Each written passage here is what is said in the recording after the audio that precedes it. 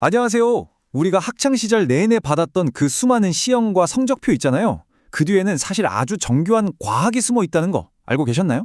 오늘은 바로 그 교육평가의 세계로 한번 들어가 볼 텐데요. 이걸 알고 나면 우리가 겪었던 교육 경험을 이래서 그랬구나 하고 완전히 새로운 눈으로 보게 될 겁니다. 자, 다들 학창시절 성적표를 딱 받아들였을 때 그때를 한번 떠올려 보세요. 수, 우, 미, 양, 가 아니면 95점, 80점 이런 숫자들이요. 근데 그 숫자가 정말 여러분의 노력과 실력을 전부 다 말해주던가요? 왠지 좀 억울할 때도 있지 않았나요? 어쩌면 그 숫자는 진짜 이야기의 아주 작은 일부에 불과했을 수도 모르는 거죠. 자, 그럼 아주 근본적인 질문부터 시작해 볼게요. 도대체 왜 평가라는 걸 해야만 할까요? 그냥 단순히 학생들 줄 세우려고 하는 걸까요? 교육이라는 큰 틀에서 평가가 갖는 진짜 목적은 과연 무엇일지 한번 제대로 들여다보겠습니다. 교육학의 거장 랄프 타일러의 이 말이 딱 핵심을 짚어요. 평가는요, 학생들을 판단하려고 하는 게 아니라 우리가 원래 가르치고자 했던 그 교육 목표가 학생들에게 잘 전달됐나?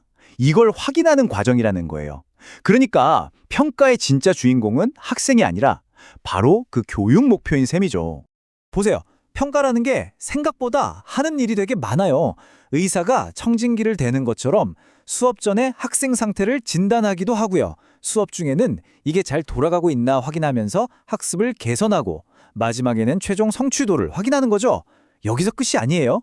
이 결과들이 차곡차곡 모여서 더 큰 그림, 그러니까 국가의 교육 정책을 결정하는 데까지 영향을 미칩니다.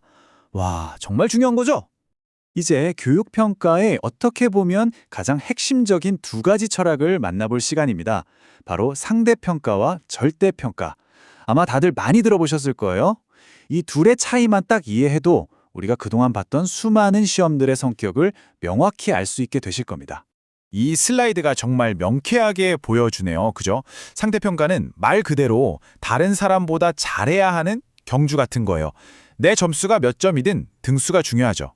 반면에 절대평가는 딱 정해진 기준, 예를 들면 70점만 넘으면 합격하는 운전면허 시험 같아요. 옆 사람이 100점을 맞든 빵점을 맞든 나랑은 전혀 상관이 없는 거죠.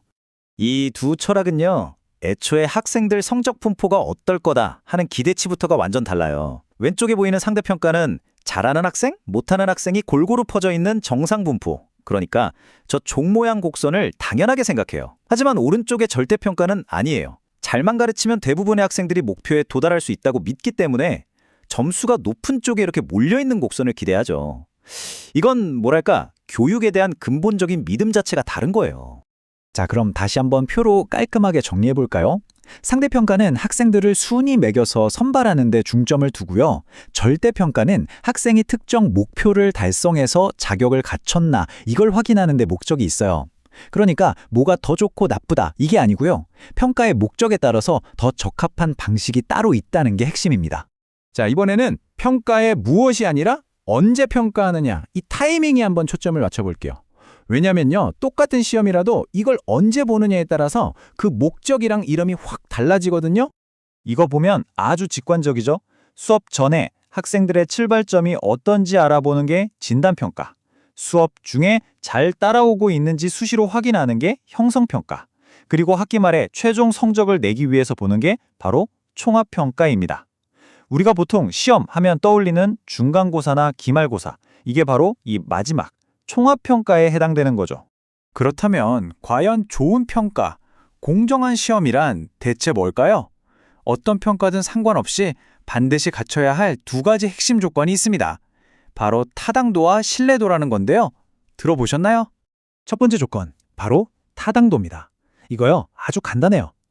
우리가 재려고 하는 걸 지금 제대로 재고 있는 건 맞아? 이 질문에 네, 맞아요 라고 답할 수 있어야 돼요. 예를 들어서 수학 능력을 본다면서 문제가 너무 어렵고 막 문장이 길어서 국어 실력이 점수를 왔다 갔다 하게 만들면 그건 타당도가 낮은 시험인 거죠. 엉뚱한 걸 재고 있으니까요. 두 번째는 신뢰도입니다. 이것도 질문 하나로 딱 요약할 수 있어요. 얼마나 꾸준하게 일관성 있게 측정하고 있는가. 그러니까 오늘 시험을 보나 내일 보나 또 A 선생님이 채점하나 B 선생님이 채점하나 결과가 비슷하게 나와야 신뢰도가 높은 거예요. 막 그날 컨디션에 따라서 점수가 널뛰게 하면 그 시험 결과를 믿기 어렵잖아요. 바로 그겁니다. 자, 이제 이론은 충분히 봤으니까 실전으로 한번 가볼까요? 방금 우리가 배운 타당도, 신뢰도 이런 원칙들이 실제 시험 문제를 만들 때는 과연 어떻게 적용되는지 한번 들여다보겠습니다. 여러분, 좋은 문제 하나가 그냥 이거 내야지 하고 뚝딱 나오는 게 아니에요. 보시는 것처럼 굉장히 체계적인 과정을 거칩니다. 뭘 평가할지 명확히 하고 교육 목표를 잘게 쪼개서 분석하고 그에 딱 맞는 문제 유형을 고른 다음에 초안을 쓰고 그걸 또 여러 번 꼼꼼히 검토하고 다듬고 이래야 비로소 좋은 문항 하나가 탄생하는 겁니다. 먼저 제일 기본적인 진위형, 우리가 흔히 아는 OX 퀴즈죠. 예시를 한번 볼까요? 준거 참조 평가는 학생들의 성취가 부적 편포될 것을 전제로 한다. 아까 우리 봤죠? 준거 참조 평가, 즉 절대 평가는 모두가 목표에 도달할 수 있다고 믿는다고 했잖아요. 그래서 점수가 높은 쪽에 몰리는 부적 편포를 기대한다고. 그러니까 이 문장은 그렇죠. 정답은 O가 되겠습니다. 다음은 우리한테 제일 익숙한 거죠. 객관식 선다형 문제입니다. 이게 은근히 어려운 게 정답 같은 매력적인 오답들 사이에서 딱 정답 하나만 골라내야 하잖아요. 그래서 단순 암기뿐만 아니라 개념을 정확히 이해하고 또 적용하는 능력까지 평가하기에 아주 효과적이죠. 세 번째는 단답형입니다. 이건 보기가 없으니까 객관식보다 조금 더 어렵게 느껴질 수 있죠. 정확한 용어나 사실을 내 머리 쪽에서 직접 끄집어내야만 답할 수 있으니까요. 지식의 인출 능력을 확인하는 데 주로 쓰이는 방식입니다. 자, 마지막으로 논술형입니다. 특히 예시처럼 글자 수를 제한하는 제한 반응형 같은 경우는요, 학생이 자기 생각을 얼마나 논리적으로 착착착 조직해서 표현하는지 그 능력을 평가하는데 아주 좋습니다. 그냥 아는 걸 뱉어내는 걸 넘어서 자기 주장을 설득력 있게 펼치는 그런 고차원적인 정신 능력을 측정할 수 있는 거죠. 네, 오늘 교육평가의 개념부터 시작해서 여러 유형, 그리고 좋은 평가의 조건까지 정말 숨가쁘게 한번 달려와 봤습니다. 이제 마지막으로 질문 하나를 던져보면서 마무리할까 합니다. 우리가 겪었고 또 지금 우리 아이들이 겪고 있는 그 수많은 시험들, 과연 그 평가들은 학생들을 진정으로 성장시키는데 도움이 되고 있을까요?